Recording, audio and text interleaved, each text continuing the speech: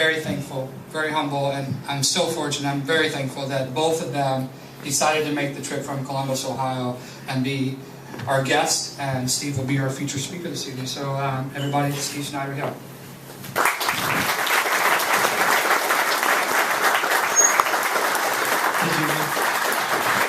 I will try not to squeak, I promise. You know, Josh and I have had the opportunity to go all over the U.S. and speak. We've reached out with this book. We've had people from New Zealand write us. We've had somebody from Malaysia write us. And I can't tell you how much, from the bottom of my heart, being here, talking to you guys tonight, means more to me than anybody that I've talked to. And I say that, and it's really hard for me not to tear up, because honestly, we speak all the time to civilians. We try to tell our story. I always say, trust the power of your voice. Tell your story. But one of the things that I say in this book, and I'm going to try to read this to you without squeaking, is that in my acknowledgement, one of the most important things that I did was that I wanted to... Hold on. I'm going to read this. This is the first thing that I wrote in the book. I dedicated a lot of thought about a lot of the people that I wanted to acknowledge in this book. But first and foremost, it all comes back to this. I owe everything to my LGBT brothers and sisters who serve they're called to serve their country.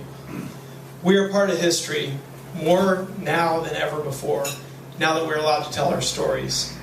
People will never understand the sacrifices that soldiers make to serve their country, all the way up to and sometimes including giving our lives. But until September 20th of 2011, we gave so much more. This book is for every unnamed soldier who had to lie about who he or she spent the weekend with, or any stories that they had to make up about to serve the country they love.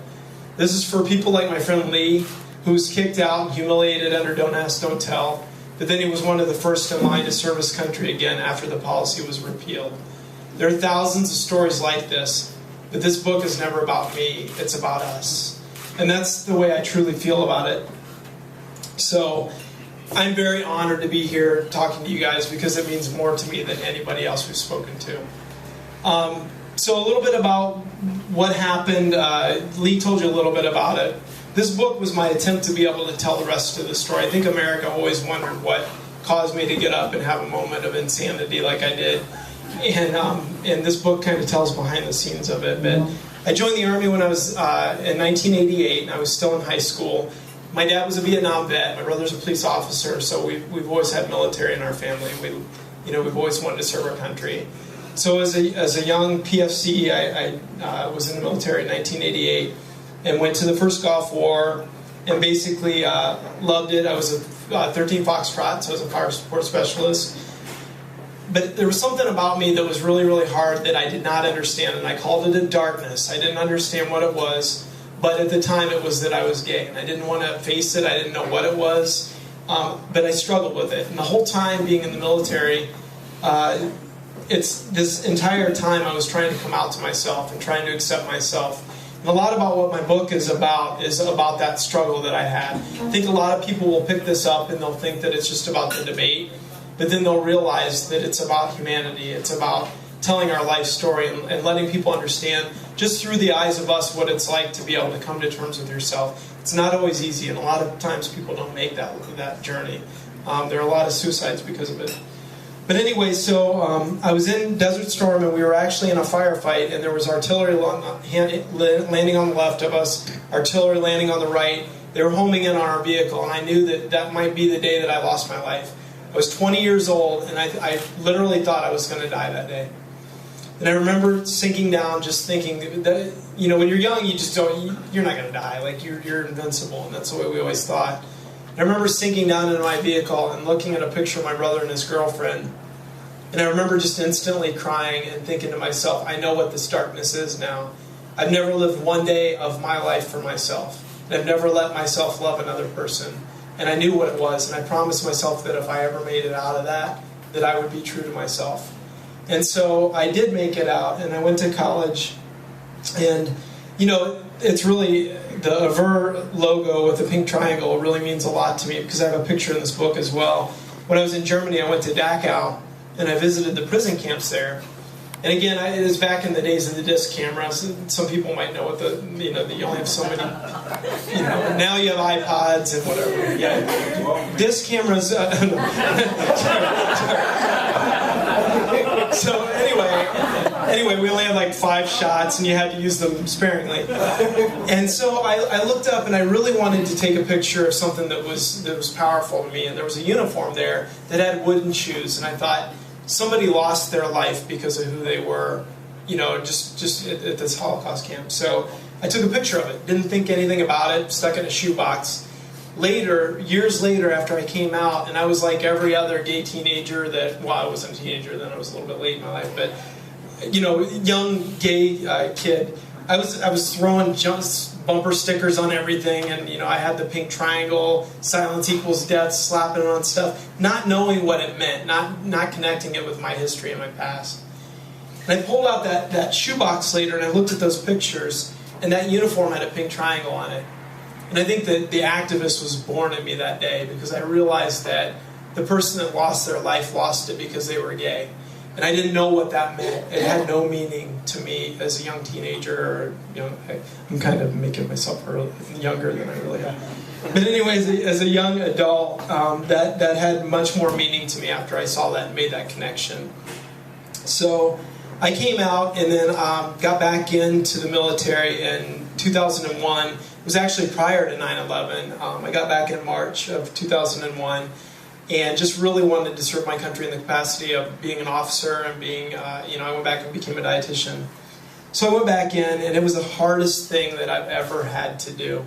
I could lie about myself, and I could be somebody else before, but going back in was so hard. I remember trying to pick that pink triangle off the back of my car, the sticker that I had, and it just wouldn't come off. And that was just symbolic for how hard it was going to be.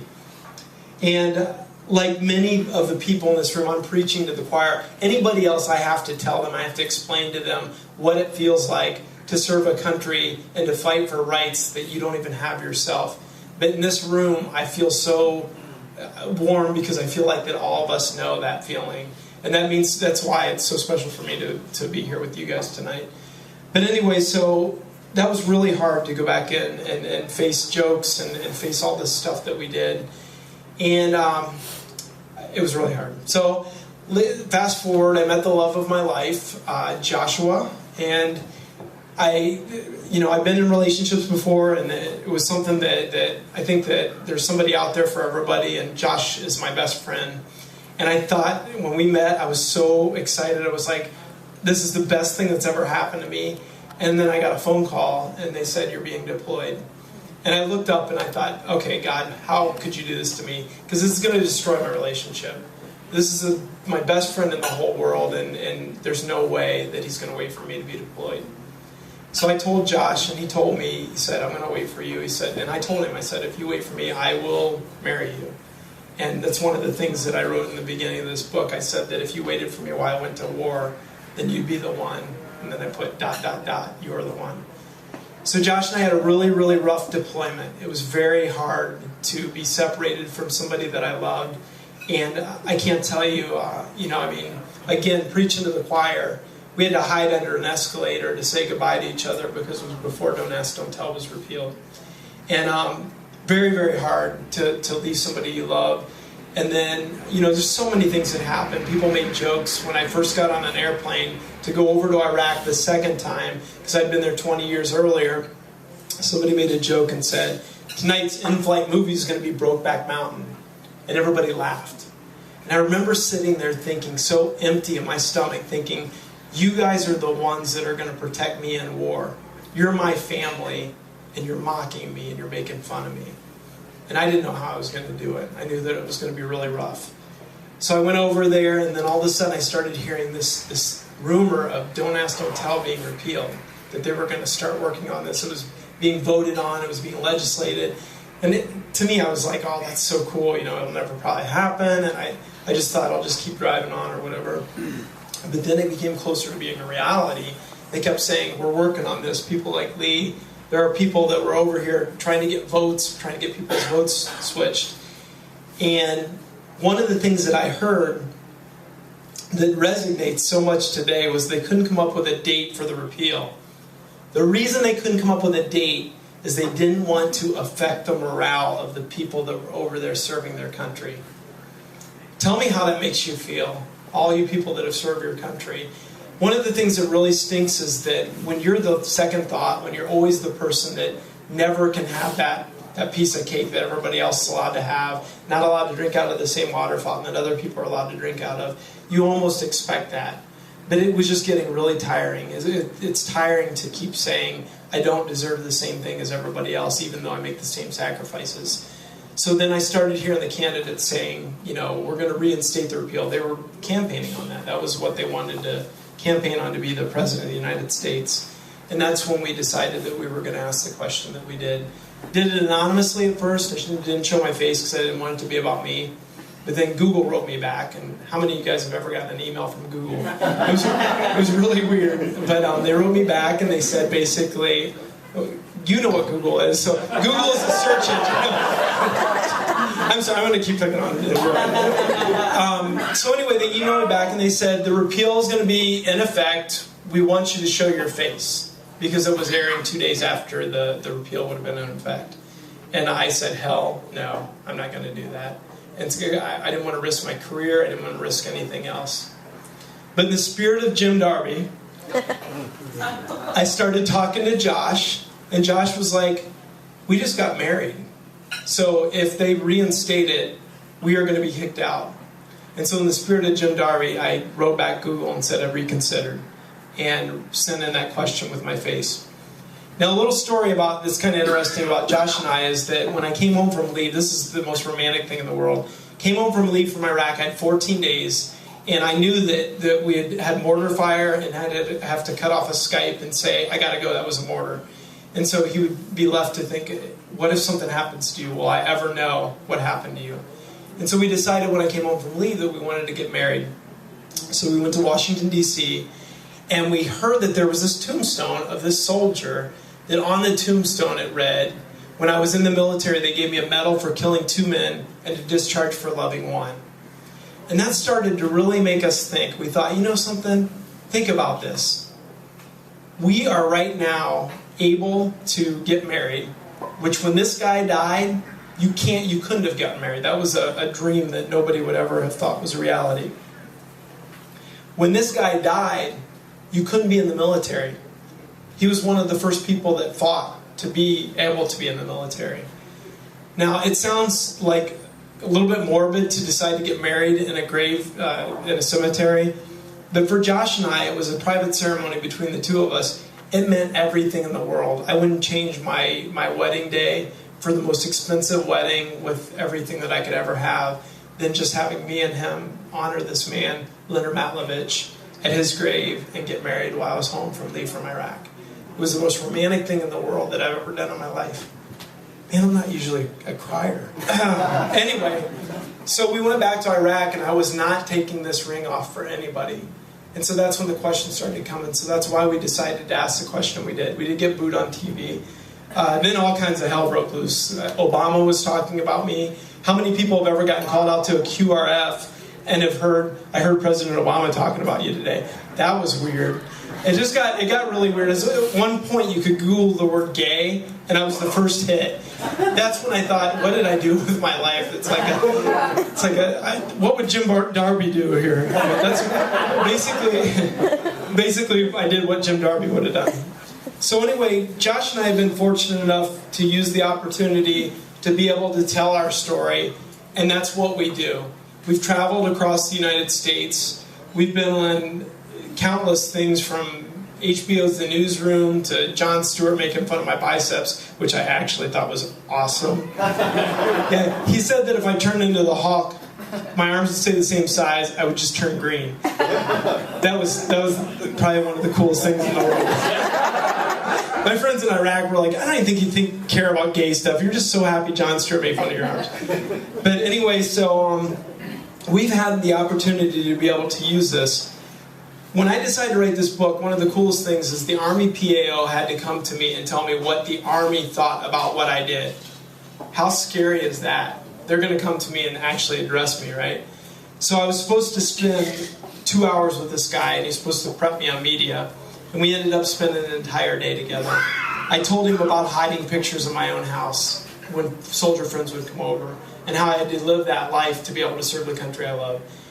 And so we spent an entire day together, and he told me, he said, Captain Hill, I got to be honest with you. He said that my son just came out to me. He's 21 years old. He came out to me about a month ago. I've grown up macho my whole life. I've never known how to be around gay people, and I don't know how to relate to my son, basically. And he said, listening to these stories that you're telling me makes me understand my son better. So I stopped him and I said, I'm going to blow your mind right now. I said, your son grew up just the same way you did. He learned about gay people the same way. Society taught him the same thing about gay people that society taught you. Your son has to unlearn all that before he can even understand or learn about himself. I said, now you understand your son better. And he said, man, if you ever write a book, he said, I would buy this thing in a second. And so at the end of the day, he said, you could let this story fizzle out, and it probably will. The media will eventually just let it go. Or he said, or you could tell your story. And he said, I think it would be horrible if you didn't tell your story. It came from the Army, an Army PAO. So that's what we've done. Josh and I have absolutely spent the rest of the time since we've been back, almost every cent that we've had, traveling, paying for whatever, just to be able to tell our story, and that's what we're going to continue to do. And right before the DOMA hearings, the Supreme Court, it was Josh's brainchild to get us, it's called the C-Bus of Love, and we took 25 couples to the Supreme Court to get them married on the steps of the Supreme Court as those justices were writing their ruling for DOMA. And so we went there, and they said, you cannot protest on the steps of the Supreme Court. It's not allowed. So Josh had all the rules. We did the ceremony. We knew what we could do, and we knew where we were allowed to go. And we kept yelling at people not to go beyond the line. One of the security guards was watching from a distance, and he came over and he said, I can't let you guys go up as a group. He said, but by God, nothing can stop me from letting each one of those couples go up as a newly married couple and walk down the steps of the Supreme Court. And they did. Every single one of them. And we sat there and filmed them, and we announced their names as they got married. One of the coolest days of our lives. Awesome. But what I talk about in this is that you need to trust the power of your voice. And stop crying, because you're going to make me worse. They're filming this. You need to trust the power of your voice. We sued the DOD. We were one of 8 members of service members that sued the DOD before DOMA. One of our case was one of the ones that they were considering right before DOMA fell. One of our co-plaintiffs, Charlie Morgan, lost her life. So she left a daughter and a wife without ever seeing DOMA fall. So we don't have time to wait. We can't wait another day for equal protection. And so that's why Josh and I continue to fight. It's just part of being a soldier, and that's what I'm going to continue to do. And that's what I encourage all of us to do. We've already fought in wars, but we need to tell our stories. You guys have some of the most marvelous stories that I've ever heard. I've listened to stories about Jim getting arrested by a cute cop. I've heard, just to listen to people's stories, we've all had them, and we need to tell them, because that's the only way that will keep history from repeating itself. That pink triangle has a purpose, and the slogan with it is silence equals death. And that's why it's so important that we trust the power of our voice. It's so important that we all tell our stories. And that's what I'm here to encourage all of us to do. So we have decided that all the proceeds from the book tonight, it's $20 for the book, all the proceeds are going right back to AVER. We're not keeping a dime of it. It's all going back into a fund that Lee, I think, might talk about. Yeah. So anyway, so if you do want the book, I'd be happy to sign it. It's going to go right back to AVER. One of the other things that I forgot to say, AVER, right? Not AVER, AVER. I'm learning. Is that like the fancy gay way of saying AVER? It's like Target is Target. So I'm very honored to be here tonight. I don't want to talk you guys' ear off. If you want to hear more of our story, there's so much more to it, and it's in the book. I will say that my best friend has a birthday right now, today. So I do want to say that Josh just turned 21. No, I'm just kidding. That was his birthday present that I said that he was 21. don't we sing happy birthday? Do you guys want to sing happy birthday to Josh on Veterans Day? Okay, let's go. Hey, wait, I'm going to let the singer of the audience lead this, all right? They did not change the actual definition of spouse for veterans because our lawsuit, they didn't consider us suing for veteran benefits. They changed it for everything else, but they didn't change it for veterans. And right now that's litigation that's going on. So we have to keep telling our stories, and we have to keep fighting. And I love you guys all from the bottom of my heart, from all your service. We give up so much to serve our country, but you guys gave up so much more to be able to give up to serve your country. And it means more to me to be here with you tonight than anybody that I've ever spoken to. Thank you very much.